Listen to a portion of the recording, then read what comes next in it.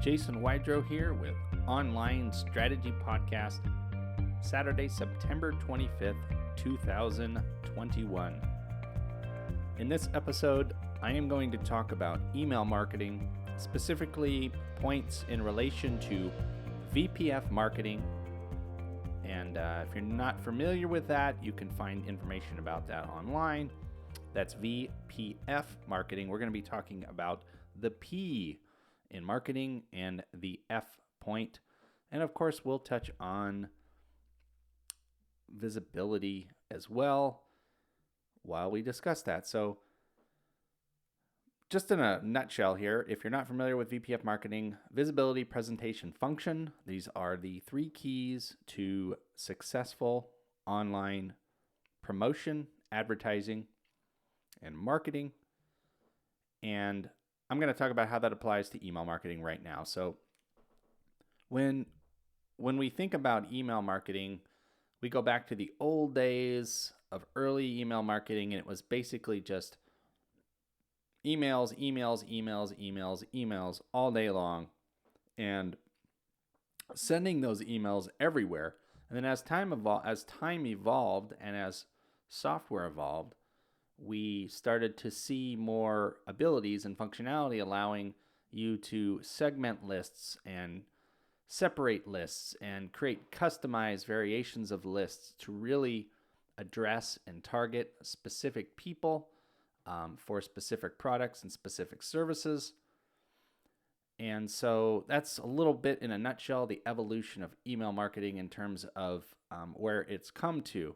And then, of course, we come all the way into present day, where we get into a lot of automation, and what we call drip campaigns, things, automated follow-ups and things like that, but they're all email related. Now, of course, these tie into text messaging, phone calls, and other types of automations, but this particular podcast is about emails.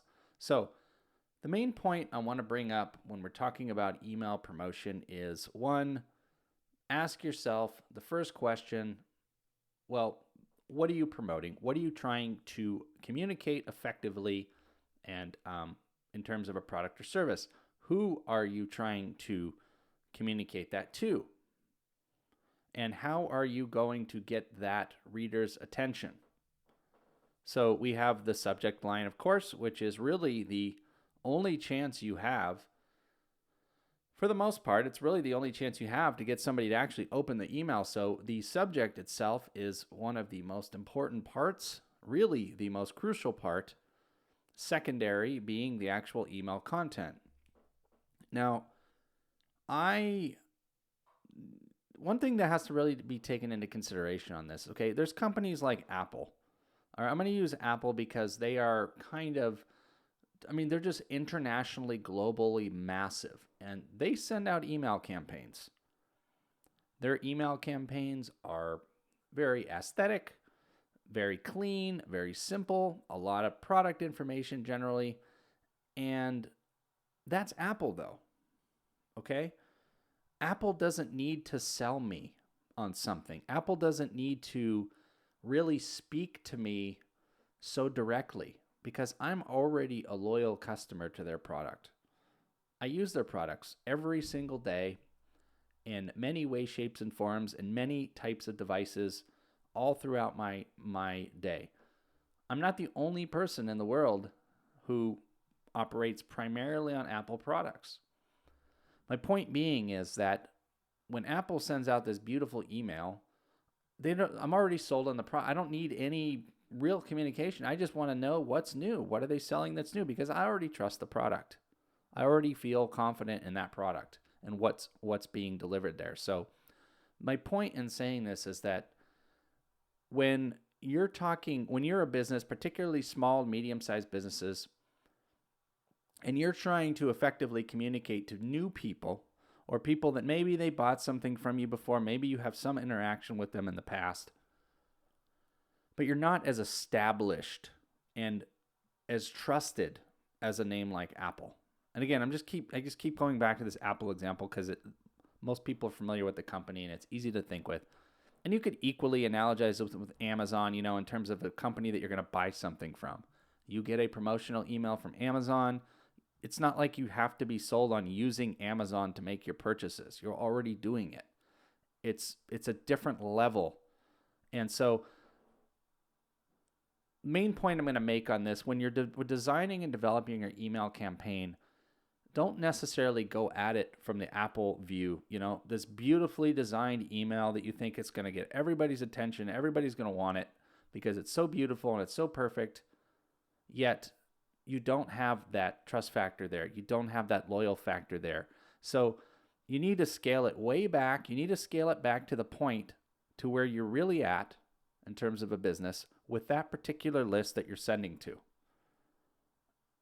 So if you're just sending broad emails to all the people that have ever signed up for your email list or any way interacted with your business, purchased something in the past 10 minutes ago or 5 years ago or 10 years ago, whatever, that's pretty broad, right? So whatever you're sending out is more broad. So let's just say you're sending to people that have purchased products from you in the last year or the last 6 months. So my recommendation and what I see as being the most successful is just following up and finding out how that product or service is performing for that person. Is there anything you can do to assist? And maybe if you have a new product or a new service, mention it. You don't need to go into a big, long-winded, explanatory designed, visually massive email with all kinds of images and information. So that's really all I have for you today. And I just want to push that point is think about who you're trying to talk to, what you're trying to say. Make it as clean, clear, and simple as possible. And know that if you're not Apple, don't act like Apple. Act like the way you need to be right now to get the most effective result with that public that you're trying to speak to. Jason Wydrow here with Online Strategy Podcast. Thank you for listening on this wonderful day. Wishing you a wonderful weekend. Till next time, talk to you later.